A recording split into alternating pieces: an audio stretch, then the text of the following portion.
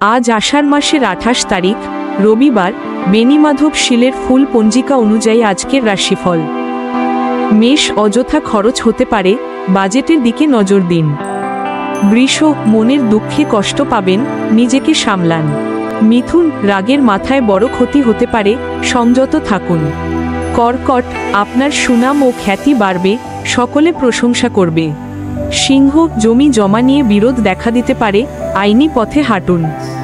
কন্যা, বন্ধুদের সঙ্গে আনন্দঘন সময় কাটবে। তুলা, তীর্থযাত্রায় খরচ বাড়বে, মানসিক শান্তি মিলবে।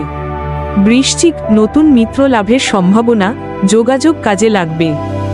ধনু, মিথ্যা অপবাদে জড়াতে পারেন, সাবধান থাকুন।